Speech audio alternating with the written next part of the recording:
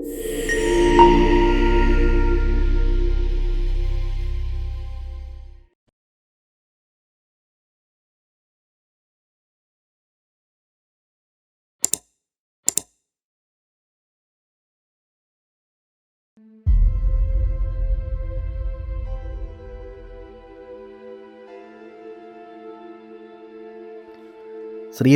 സീതാന്വേഷണത്തിനു വേണ്ടി വാനര രാജാവായ സുഗ്രീവനുമായി സഖ്യം ചെയ്തു. അതനുസരിച്ച് സുഗ്രീവൻ നാനാ ദിക്കിലേക്കും സൈന്യങ്ങളെ അയച്ചു. പശ്ചിമ ദിക്കിലേക്ക് പോയത് സുഷേണനും സംഘവുമാണ്. ഉത്തര ദിക്കിലേക്ക് ശതബലി, പൂർവ്വ ദിക്കിലേക്ക് വിനതൻ, ദക്ഷിണ ദിക്കിലേക്ക് പോയത് അംഗദനും സംഘവുമാണ്. പക്ഷേ പ്രധാന ലക്ഷ്യം ദക്ഷിണ ദിക്കായിരുന്നു. ആ ദിക്കിലേക്ക് കൂടുതൽ കരുത്തുള്ള വാനര നായകന്മാരെയാണ് സുഗ്രീവൻ അയച്ചത്. ഹനുമാൻ, ജാംബവാൻ, വിവിധൻ, നളൻ, നീലൻ, കുമുദൻ എന്നിവരായിരുന്നു ആ കൂട്ടത്തിൽ പ്രമുഖർ. സീതയെ കണ്ടെത്തുകയാണെങ്കിൽ ദേവിയോട് പറയാനുള്ള അടയാളവാക്യങ്ങൾ ശ്രീരാമൻ ഹനുമാനാണ് പറഞ്ഞുകൊടുത്തത്. വരുന്നയാളെ സീതയ്ക്ക് തിരിച്ചറിയാൻ വേണ്ടിയായിരുന്നു ഇത്. ശ്രീരാമൻ പറഞ്ഞു, ദേവി അന്തഃപുരത്തിൽ സാധാരണ വേഷത്തിലിരിക്കുമ്പോഴാണ് വനവാസത്തിന് പോകുന്ന വിവരമറിയിക്കാൻ ഞാൻ അവിടെ എത്തിയത്. അത് കേട്ടയുടനെ ദേവി ചാടിയണീറ്റ് ഞാനും എന്ന് പറഞ്ഞുകൊണ്ട് അതേ വേഷത്തിൽ എന്നോടൊപ്പം വനവാസത്തിന് വരാനൊരുങ്ങി. ദേവി അപ്പോൾ വല്ലാത്ത കോപത്തിലായിരുന്നു. എവിടെ വെച്ചെങ്കിലും സീതാദേവിയെ കണ്ടെത്തിയാൽ ആദ്യത്തെ അടയാളവാക്യമായി ആഞ്ജനേയ, ഭവാൻ ഇത് പറയണം. പറയാം പ്രഭോ, ഹനുമാൻ പറഞ്ഞു. ഇടറിയ സ്വരത്തിൽ ശ്രീരാമൻ തുടർന്നു, ഇത് രണ്ടാമത്തെ അടയാളവാക്യം, ശ്രദ്ധിച്ചു കേട്ടോളൂ. വനയാത്ര തുടങ്ങി. ഞങ്ങൾ നഗരം വിട്ട് ഒരു കുറ്റിക്കാടിന് സമീപത്തെത്തി. അപ്പോൾ ദേവി എന്നോട് ചോദിച്ചു, വനവാസം നമുക്ക് ഇവിടെ ആയിക്കൂടെ എന്ന്. ശ്രീരാമൻ പറയുന്നതെല്ലാം ശ്രദ്ധയോടെ കേട്ടു നിൽക്കുകയായിരുന്നു ഹനുമാൻ.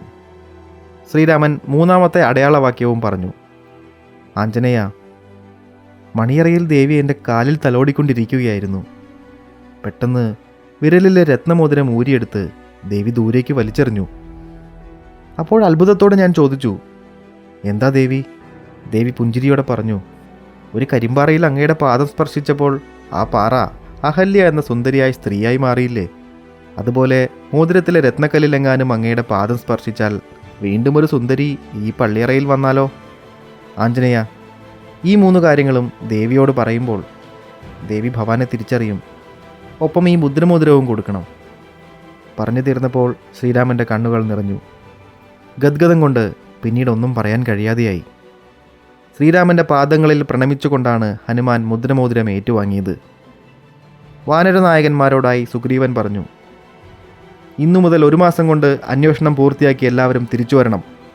കാലാവധി കഴിഞ്ഞിട്ടും ദേവിയെ കാണാനാവുന്നില്ലെങ്കിൽ ആരും ഇങ്ങോട്ട് തിരിച്ചു വരണ്ട.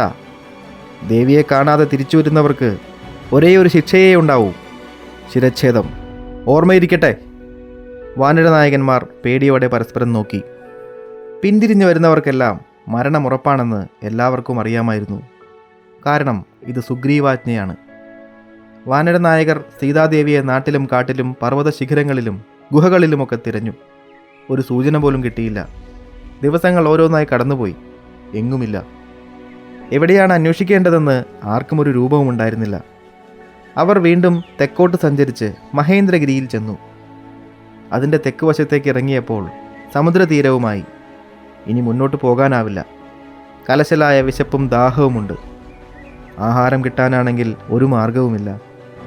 അന്വേഷണം നിർത്തി തിരിച്ചു പോകാനും പറ്റില്ല. അവിടെ ചെന്നാൽ മരണം ഉറപ്പ്. അതിലും ഭേദമല്ലേ പട്ടിണി കിടന്നു മരിക്കുന്നത്? അങ്ങനെ പരസ്പരം പറഞ്ഞ് വാനരനായകർ മലഞ്ചെരുവിൽ തളർന്നു കിടന്നു. അവർ കിടന്നിരുന്ന മലഞ്ചെരുവിൽ ഒരു ഗുഹയുണ്ടായിരുന്നു. അതിനുള്ളിലാണ് സമ്പാദി എന്നു പേരുള്ള വലിയൊരു പക്ഷി താമസിച്ചിരുന്നത്. രാവണൻ പുഷ്പക വിമാനത്തിൽ സീതയെ അപഹരിച്ചു കൊണ്ടുപോകുമ്പോൾ എതിരിട്ട ജഡായു എന്ന പക്ഷിയുടെ ചേട്ടനായിരുന്നു സമ്പാദി. മഹാശ്വേതയുടെയും അരുണദേവൻ്റെയും പുത്രന്മാരായിരുന്നു സമ്പാദിയും ജഡായുവും. സൂര്യദേവൻ്റെ തേരാളിയായിരുന്നല്ലോ അരുണൻ. യൗവനത്തിൽ അച്ഛനെ കാണാൻ ജഡായുവും സമ്പാദിയും ചേർന്ന് സൂര്യൻ്റെ നേരെ പറന്നു. ചിറകുകൾ കരിഞ്ഞ് ജഡായു തളർന്നപ്പോൾ സമ്പാദി കുതിച്ചു മേലേക്കുയർന്ന് അനിയന് തണൽ കൊടുത്തു. അങ്ങനെ ജഡായു രക്ഷപ്പെട്ടു. സമ്പാദിയുടെ ചിറകുകൾ കരിഞ്ഞ് അവൻ തളർന്നു വീണു. ചിറകുകൾ കരിയുക മാത്രമല്ല, കാലുകളും ഒടിഞ്ഞു. അന്നു മുതൽ ആ ഗുഹയിൽ താമസിക്കുകയാണ് സമ്പാദി. ഇഴഞ്ഞും വലിഞ്ഞും നീങ്ങും. അത്രയേ പറ്റൂ.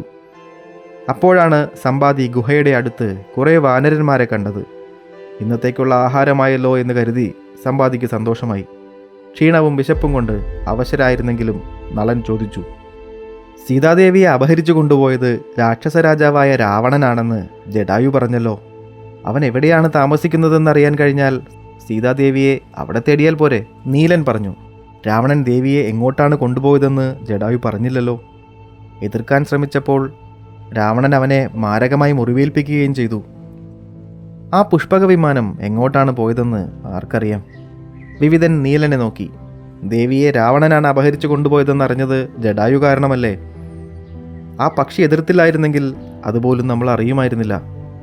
കുമുദൻ പറഞ്ഞു. ആ രാക്ഷസരാജാവിൻ്റെ രാജ്യം എവിടെയാണെന്ന് ആരെങ്കിലും പറഞ്ഞു തന്നിരുന്നെങ്കിൽ നമുക്കിവിടെ കിടന്ന് മരിക്കേണ്ടി വരില്ലായിരുന്നു. വാനരന്മാരെ ഭക്ഷണമാക്കാനുള്ള ആർത്തിയോടെയാണ് സമ്പാദി ഗുഹയിൽ നിന്നും പുറത്തേക്ക് വന്നതെങ്കിലും ജടായു എന്ന പേര് കേട്ടതോടെ അവന് ആകാംക്ഷയായി. വാനരന്മാരുടെ സമീപത്തെത്തി സമ്പാദി ചോദിച്ചു, നിങ്ങൾ ആരാണ്? എവിടെ വെച്ചാണ് നിങ്ങൾ ജടായുവിനെ കണ്ടത്? നീലനും കുമുദനും നടന്നതെല്ലാം സമ്പാദിയോട് പറഞ്ഞു. ജടായു മരിച്ചുപോയി എന്ന് കേട്ടപ്പോൾ സമ്പാദിക്ക് സങ്കടമായി. അവൻ പറഞ്ഞു, എൻ്റെ അനുജനാണ് ജടായു. ഞങ്ങൾ ഒന്നിച്ചാണ് ഇവിടെ താമസിച്ചിരുന്നത്. എല്ലാ പക്ഷികളുടെയും രാജാവായിരുന്നു ഞാൻ. അവൻ യുവരാജാവും. ഒരിക്കൽ അച്ഛനായ അരുണദേവനെ കാണാൻ പോയതാണ് രണ്ടുപേരും. അവൻ്റെ ചിറക് കരിഞ്ഞപ്പോൾ മുകളിലെത്തി ഞാൻ അവനെ രക്ഷിച്ചു. അവശനായി ഞാൻ താഴെ വീണു. ഇപ്പോൾ എനിക്ക് പറക്കാനാവില്ല. ഇരതേടാനും ബുദ്ധിമുട്ടാണ്. എന്തായാലും നിങ്ങളെ കണ്ടത് നന്നായി. ഇവിടെ നിശാകരൻ എന്നൊരു മഹർഷി താമസിച്ചിരുന്നു. സീതാദേവിയെ തേടി നിങ്ങൾ ഒരു നാൾ ഇവിടെ വരുമെന്നും അവരോട് രാമനാമം ഉരുവിടാൻ പറയണമെന്നും അദ്ദേഹം എന്നോട് പറഞ്ഞിട്ടുണ്ട്. അത് കേട്ടാൽ കരിഞ്ഞുപോയ എൻ്റെ ചിറകുകൾ വീണ്ടും മുളച്ചു വരുമെന്നും എനിക്ക് പഴയതുപോലെ ശക്തനാവാൻ പറ്റുമെന്നും അദ്ദേഹം പറഞ്ഞു. ആ ദിവസം മുതൽ നിങ്ങളെ കാത്തിരിക്കാൻ തുടങ്ങിയതാണ് ഞാൻ. ദയവായി രാമനാമം ജപിച്ച് എനിക്ക് പുതിയൊരു ജീവിതം തന്നാലും. വാനര നായകർ പരസ്പരം നോക്കി. അവരുടെ നാവിൻ തുമ്പിലൂടെ രാമമന്ത്രം മുതിർന്നു. വാനരന്മാരെല്ലാം ചേർന്ന് ശ്രീരാമനെ സ്തുതിച്ചു. അപ്പോഴാ അത്ഭുതം സംഭവിച്ചു. സമ്പാദിക്ക് ചിറകുകൾ മുളച്ചു. അവന് പഴയ കരുത്തും ഊർജ്ജസ്വലതയും തിരിച്ചു കിട്ടി. സമ്പാദി വാനരന്മാരോട് നന്ദി പറഞ്ഞു. എൻ്റെ അനുജന് അത്രയെങ്കിലും ചെയ്യാനായല്ലോ ശ്രീരാമനു വേണ്ടി. അത് ദൈവനിശ്ചയമാവും. എൻ്റെ മകൻ മൃഗണ്ഡ്വാൻ ആകാശത്തിലൂടെ പറക്കുകയായിരുന്നു. അപ്പോഴവനൊരു നിലവിളി കേട്ടു. ആരാണ് നിലവിളിക്കുന്നതെന്ന് അറിയാൻ അവൻ താഴ്ന്നു പറന്നു. ഒരു വിമാനത്തിൽ ആരോ ഒരു സ്ത്രീയെ തട്ടിക്കൊണ്ടു പോകുന്നതാണ് അവൻ കണ്ടത്. ആ സ്ത്രീയെ വിമാനത്തിലുള്ളയാൾ ഉപദ്രവിക്കുന്നുണ്ടായിരുന്നു. നിലവിളി കേട്ട് ഗുഹയിൽ നിന്നും ഞാൻ പുറത്തെത്തി. അത് രാവണനാണെന്ന് എനിക്ക് മനസ്സിലായി. ഞാൻ മകനെ തടഞ്ഞുകൊണ്ട് പറഞ്ഞു, അത് ദുഷ്ടനായ രാവണനാണ്. ഇത് അവൻ്റെ സാധാരണ പ്രവൃത്തിയാണ്. എന്തെങ്കിലും ആയിക്കോട്ടെ, അവനോടെതിരിട്ട് ജീവൻ നഷ്ടപ്പെടുത്തണ്ട. എൻ്റെ വാക്കുകൾ കേട്ട് അവൻ മടങ്ങിപ്പോന്നു. പുഷ്പക വിമാനത്തിലുള്ളത് സീതാദേവിയാണെന്ന് അപ്പോൾ ഞങ്ങൾക്കറിയില്ലായിരുന്നു. അറിഞ്ഞിരുന്നെങ്കിൽ മൃഗണ്ഡ്വാൻ രാവണനെ വെറുതെ വിടുമായിരുന്നില്ല. ഹനുമാൻ ചോദിച്ചു, ആ രാക്ഷസരാജാവിൻ്റെ കൊട്ടാരം എവിടെയാണെന്ന് അങ്ങേക്കറിയാമോ? സമ്പാദി പറഞ്ഞു, നിൽക്കൂ, ഞാനൊന്ന് നോക്കട്ടെ. സമ്പാദി മെല്ലെ മുകളിലേക്ക് ഉയർന്നു. ചിറകുകൾ വിടർന്നു. ആ ചിറകടി ഒച്ച കേട്ട് കടലിലെ തിരമാലകൾ മേലേക്കുയർന്നു. പൊടിപടലങ്ങൾ പറന്നു. ഉയർന്നുയർന്ന് സമ്പാദി കണ്ണുകളിൽ നിന്നും മറഞ്ഞു. സമുദ്രമധ്യത്തിലേക്കാണ് അവൻ പറന്നുപോയതെന്ന് വാനരവീരന്മാർക്ക് മനസ്സിലായി. അധികം വൈകാതെ സമ്പാദി തിരിച്ചു വന്നു. വാനരനായകർ അവൻ്റെ ചുറ്റും കൂടി.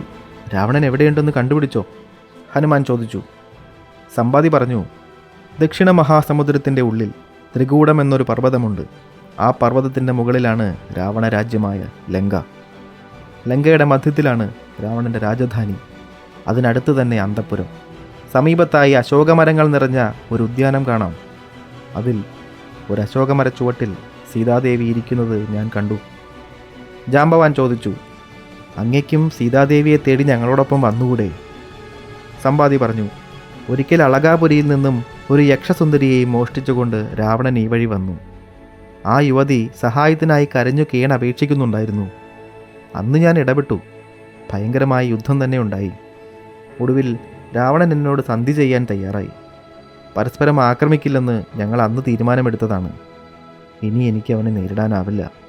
ഹനുമാൻ പറഞ്ഞു, ഏതായാലും ദേവി എവിടെയുണ്ടെന്ന് അറിഞ്ഞല്ലോ, ലങ്കയും കണ്ടെത്തി. ഇനി എന്തു വേണമെന്ന് എല്ലാവരും ചേർന്ന് തീരുമാനിക്കണം. സമ്പാദിയോട് യാത്ര പറഞ്ഞ് വാനരവീരന്മാർ ദക്ഷിണ മഹാസമുദ്രത്തിൻ്റെ കരയിലേക്ക് യാത്രയായി.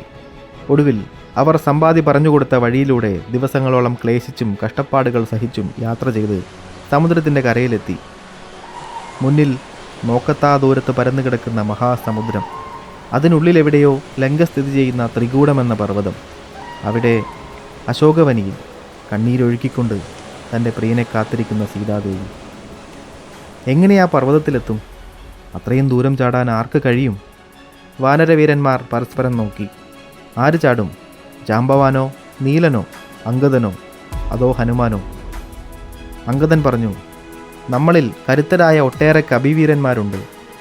എത്ര ദൂരം ചാടാനാകുമെന്ന് തീരുമാനിച്ച് ഓരോരുത്തരായി എന്നോട് പറയണം. നീലൻ ചോദിച്ചു, സമ്പാദി എന്ന പക്ഷി പറഞ്ഞത് നമ്മൾ പൂർണ്ണമായും വിശ്വസിക്കണോ? ദൂരം 100 യോജനയിൽ കൂടുതലുണ്ടെങ്കിൽ ഉദ്ദേശം വെച്ച് ചാടുന്നയാൾ സമുദ്രത്തിൽ താഴ്ന്നു പോവില്ലേ? അംഗദൻ പറഞ്ഞു, ജഡായുവിൻ്റെ ജ്യേഷ്ഠനാണ് സമ്പാദി. നുണ പറഞ്ഞ് അദ്ദേഹം ഒരിക്കലും നമ്മളെ തെറ്റിദ്ധരിപ്പിക്കില്ല. മാത്രമല്ല, രാമനാമം നമ്മൾ ജപിച്ചപ്പോൾ സംഭവിച്ച അത്ഭുതം കണ്ടതല്ലേ? സമ്പാദിക്ക് ചിറകുകൾ തിരിച്ചു കിട്ടി. തളർന്നു കിടന്നിരുന്ന ആ പക്ഷിക്ക് ഉയരത്തിൽ പറക്കാനും പറ്റി. അത് പോരെ നീല, സമ്പാദി പറഞ്ഞതെല്ലാം സത്യമാണെന്ന് വിശ്വസിക്കാൻ? നീലനും അത് ബോധ്യപ്പെട്ടു. അപ്പോൾ അംഗദൻ ചോദിച്ചു, നമ്മളിൽ ആർക്കാണ് 100 യോജന ദൂരം ചാടാനാവുന്നത്? വാനരവീരന്മാർ പരസ്പരം നോക്കി. ആരും ഒന്നും മിണ്ടിയില്ല. അംഗദൻ പറഞ്ഞു, ഓരോരുത്തരും മനസ്സുകൊണ്ട് അവരവരുടെ ശക്തിയെപ്പറ്റി ഒരു തീരുമാനമെടുക്കണം ആദ്യം. എന്നിട്ട് എത്ര യോജന ചാടാനാവുമെന്ന് എന്നോട് പറയണം. വാനരവീരന്മാർ പരസ്പരം ആലോചിച്ചു. തീരുമാനമറിയാൻ അംഗദൻ കാത്തുനിന്നു. കുമുദൻ പറഞ്ഞു, എനിക്ക് 10 യോജന ദൂരം ചാടാൻ പറ്റും. 20 യോജന ചാടാമെന്ന് വിനതൻ പറഞ്ഞു. കുമുദനും വിരൂപാക്ഷനും 40 യോജന ചാടാമെന്ന് പറഞ്ഞു. ഗവാക്ഷൻ 50, ദതിമുഖൻ 60, കേസരി 70, 80 എന്ന് സുഷേണൻ പറഞ്ഞു. 90 എന്ന് നീലനും. ആരും 100 യോജന ചാടാൻ പറ്റുമെന്ന് പറഞ്ഞില്ല. അപ്പോൾ അംഗദൻ പറഞ്ഞു, ഞാൻ വിചാരിച്ചാൽ ചിലപ്പോൾ 100 യോജന ദൂരം ചാടാൻ കഴിഞ്ഞേക്കും, പക്ഷേ തിരിച്ചിങ്ങോട്ട് ചാടാനാവില്ല. ജാംബവാനും പറഞ്ഞു, എനിക്ക് പ്രായമായി. ചെറുപ്പകാലത്തായിരുന്നെങ്കിൽ 100 അല്ല 200 യോജന വേണമെങ്കിലും ചാടിക്കടന്നേനെ ഞാൻ. അത് ഇപ്പോൾ പറഞ്ഞിട്ട് കാര്യമില്ലല്ലോ. ഹനുമാൻ ഒരു അക്ഷരം പോലും മിണ്ടുന്നില്ലെന്ന് കണ്ടപ്പോൾ ജാംബവാൻ പറഞ്ഞു, ശ്രീരാമചന്ദ്രൻ അടയാളവാക്യം പറഞ്ഞു തന്നത് നിനക്കല്ലേ? മുദ്രമോതിരവും ഏൽപ്പിച്ചു. അതിൻ്റെ അർത്ഥം ലങ്കയിലെത്തി സീതാദേവിയെ കാണുന്നത് ഹനുമാനാണെന്ന് അദ്ദേഹത്തിന് ഉറപ്പുണ്ടെന്നല്ലേ?